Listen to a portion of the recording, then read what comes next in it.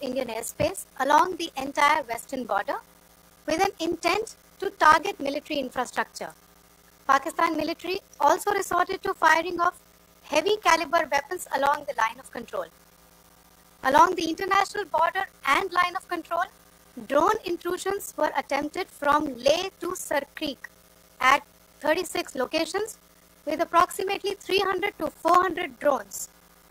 Indian Armed Forces brought down a number of these drones using kinetic and non-kinetic means.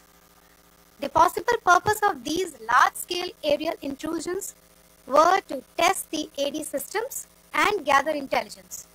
Forensic examination of the drone debris is being undertaken. Preliminary reports suggest them to be of Aziz Guard Songa drone of Turkey. Later in the night, an armed UAV of Pakistan attempted to target Bhatinda military station, which was detected and neutralized. In response to the Pakistani attack, armed drones were launched at 4 air defense sites in Pakistan. One of the drones was able to destroy an AD radar. Pakistan also carried out artillery shelling across the line of control using heavy caliber artillery guns and armed drones at Tangdhar, Uri, Poonch, Mendhar, Rajouri, Akhnur and Udhampur in Jammu and Kashmir area, which resulted in some losses and injuries to Indian Army personnel. Pakistan Army also suffered major losses in Indian retaliatory fire. Additionally, Pakistan's irresponsible behavior again came to fore. Pakistan did not close its civil airspace despite it launching a failed unprovoked drone and missile attack on 7th May at 8:30 hours in the evening. Pakistan is using civil airliners as a shield, knowing fully well that its attack on India would elicit a swift air defense response. This is not safe for the unsuspecting civil airliners, including the international flights, which were flying near IB between India and Pakistan. The screenshot we just showed and we shall share with you, it shows the data of the application Flight Radar 24 during a high air defense alert situation in the Punjab sector. As you have seen, the airspace on the Indian side is absolutely devoid of civil air traffic due to our declared closure. However, there are civil airlines flying the air route between Karachi and Lahore. Amongst the other civil aircraft that you can see, we have highlighted an aircraft which is Airbus 320 of Flynas Aviation, which was originated from Dammam at 1750 hours and landed later at Lahore at 2110 hours in the night. Indian Air Force demonstrated considerable restraint in its response, thus ensuring safety of international civil carrier.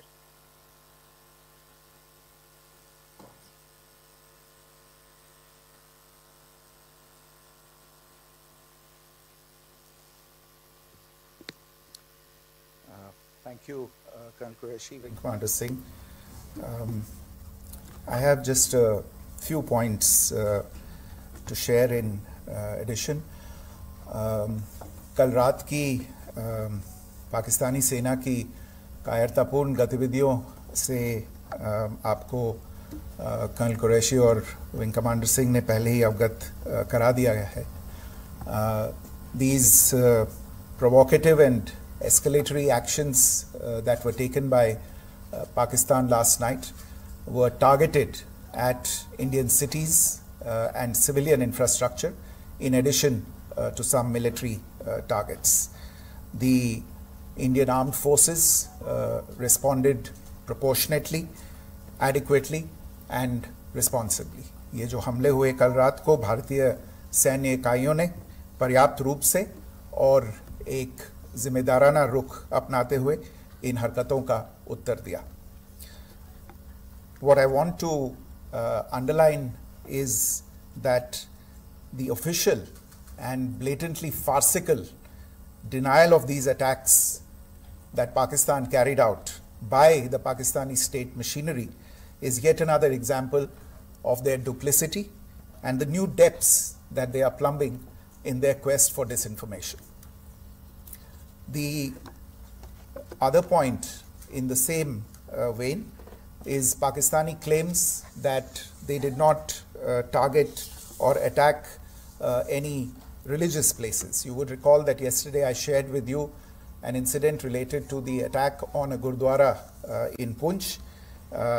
Instead of owning up to these attacks, Pakistan made the preposterous and outrageous claim that it was the Indian Armed Forces and the Indian Air Force that was targeting cities like Amritsar and trying to put the blame on Pakistan.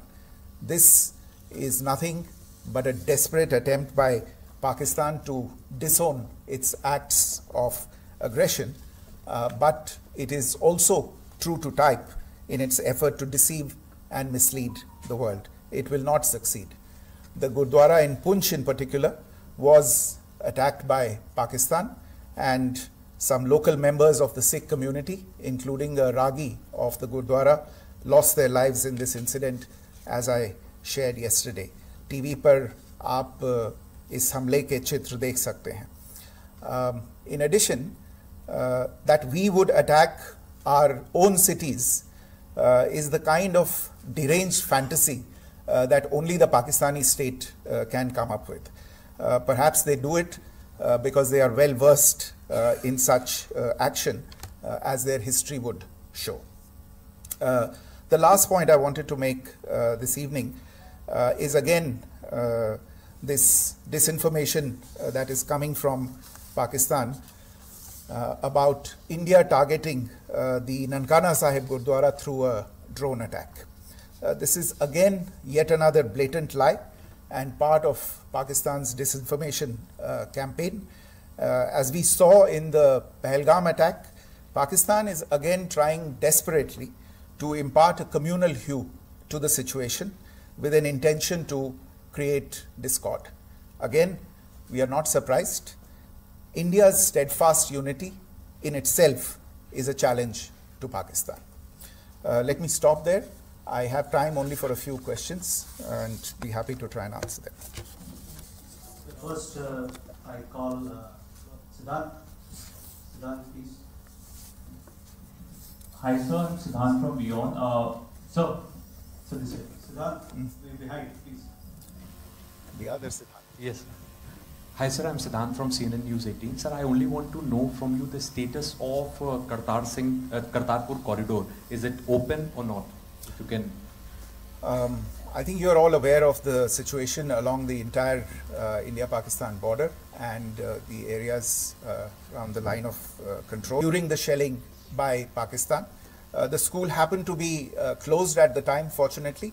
Otherwise, more losses would have occurred. Again, we have seen the Pakistani side targeting and shelling places of worship with a particular design. This includes gurdwaras, these convents and temples. This is a new law even for Pakistan.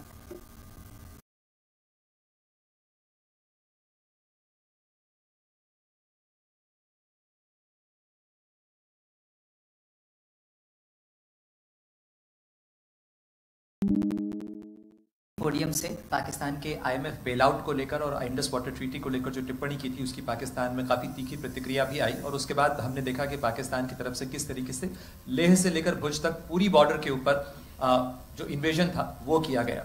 मौजूदा situation के अंदर पाकिस्तान के bailout package को लेकर और पाकिस्तान के इन attempts को लेकर आपका क्या असेसमेंट है? और दूसरा ये भी जानना चाहेंगे कि पाकिस्तान की तरफ से ये जो अटेम्प्ट किया गया था उसका भारत ने अभी तक उस तरीके का कोई जवाब नहीं दिया गया है, तो क्या भारत इसका जवाब देगा जो कार्रवाई हुई है बीते 24 घंटों में?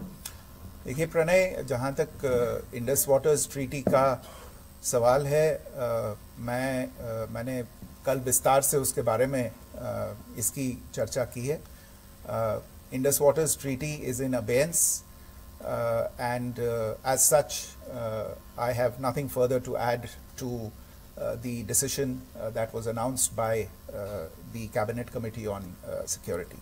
जहाँ तक IMF bailout का सवाल है, आपको ज्ञान होगा कि IMF की आज मीटिंग हो रही है. हम वहाँ पे अपना पक्ष रखेंगे और जो हमारा मत है इन चीज़ों को लेके वहाँ पे साझा करेंगे दूसरे मेंबर्स के साथ. ये बोर्ड पे निर्भर है कि वहाँ पे क्या निर्णय होता है. और जहाँ तक जो कार्रवाई हुई है उसका जवाब देने का जो आपने जो प्रश्न उठाया है, जो आज ब्रीफिंग हुई है, जो आपको सूचना मिली है, मैंने भी कहा है कि जो आज सवेरे तड़के सवेरे जो गतिविधियां हुई, भारत ने उनका एक जिम्मेदाराना पूर्ण तरीके से और एक पर्याप्त तरीके से उसका जवाब दे दिया है। सिद्धांत। Hi sir, Siddhant from WION. Sir, the External Affairs Minister has spoken to many of his counterparts around the world. Yesterday he spoke to the US Secretary of State Marco Rubio. So what were the key areas of conversations during that call? Yes, the minister had a conversation with the US Secretary of State. As you can imagine, the focus of discussions was the terrorist attack in Pahalgam and the response that India mounted after that on the 7th of May. The Secretary of State shared his thoughts on these developments with the minister. The minister deeply appreciated the US's commitment to work with India in the fight against terrorism, and he also underlined the targeted measures that India had taken in connection with Op Sindoor. The minister also underlined that India would firmly counter any attempts at escalation from there. But in follow-up to that, as you are aware, there have been a number of other conversations. The minister had a conversation with the UK Foreign Secretary, David Lammy, today. There too, the discussion centered around countering terrorism, for which there must be zero tolerance. And I understand just a short while ago, the External Affairs Minister has also spoken to the Foreign Minister of Norway, Espen Barth Eide, which was also focused on recent developments stemming from the terrorist act in Pahalgam. One last question, Sudhi. Sir, Foreign Secretary, thank you for doing this. Sudhi Ranjan from Bloomberg. Secretary, India had struck Bahawalpur the other day, which is also connected with the murder of one of us, journalist Daniel Pearl. If you could give us an understanding of what exactly are the reports that you're getting. You're right. Bahawalpur is the headquarters of the Jaish-e-Mohammed terrorist group that is proscribed by the United Nations. Its leader, Maulana Masood Azhar, is a proscribed individual.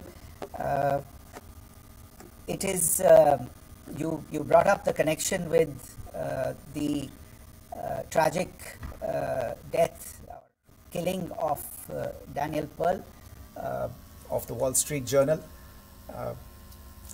The Jaish-e-Mohammed was in some way directly or indirectly responsible for the death of Daniel Pearl. But the real connection is through Ahmed Omar Saeed Sheikh, the British Pakistani jihadi who was held in India but was finally released in 2000, and he was the person who lured Daniel Pearl to his eventually leading to his murder. So these are all obviously connected figures, connected individuals, connected institutions, and the attack on Bahawalpur, on that facility of the Jaish-e-Mohammed in Bahawalpur is, I would imagine, a fitting part of this unfortunate incident. Thank you all. Thank you, sir. With that, we come to the closure of this press briefing. Thank you very much.